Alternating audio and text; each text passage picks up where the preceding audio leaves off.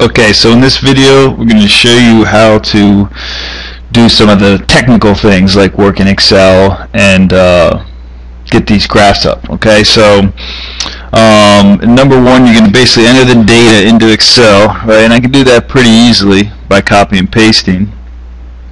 So I can just highlight that data, Control C for copy, and move to an Excel and paste it in there. Okay, so that's the data you're going to be working with. I'll use some other data just so I'm not giving you the answer basically.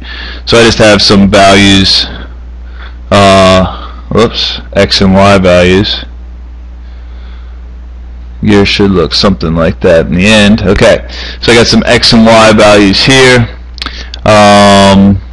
And what I'm going to do is scatter plot. We did this in class. So I want to see a scatter plot, so you go insert, and here's all your graphing options here. Okay, so if you just do this one, this will just give you the dots without the function, right? We want to look at our data, think about it. All right, so here's for these values, here's my my scatter plot. Okay, so that's one thing I want to see. You also want to label this thing. You don't need that there really.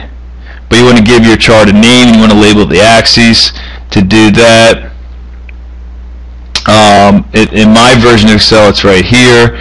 You go to Layout, and you can name your axes. Okay, so I could give him a name, horizontal, title below axis, and I can type that in. And this is, for you, it'll be time in years. You can click right on that. You should be able to click right on that. There we go. Time in years, it should say. And you want to be clear when that starts, maybe since whenever it was, 2005 or something like that. Okay. And over here, this for you will be money. And then you want to give it some kind of name that makes sense. I'll leave that up to you. Alright, now for the next part, so that'll be on there. And the idea is to show you a step-by-step process. So you show me the scatter plot, and then later you say, oh, well, I'm going to give it a function, or I'm going to find a function that models that data, right? That's the point of the whole thing. And to do that, you can click on these dots.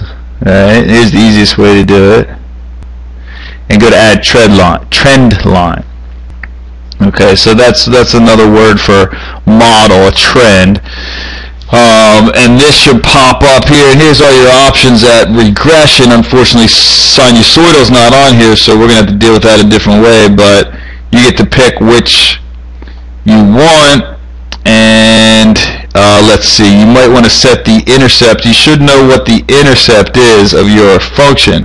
That is, when time equals 0, what's the y value? For mine, for this set of data, it looks like 2. Oh, I'm sorry, it doesn't look like 2. I don't even have it up there. So that is, when time is 0, I don't have an output for my data, but you do. And then we can say display equation in the chart. What it does is it's going to do its best to draw a line through the data. You can see the model is not perfect. It misses a little bit some of the points, but it's a pretty good model.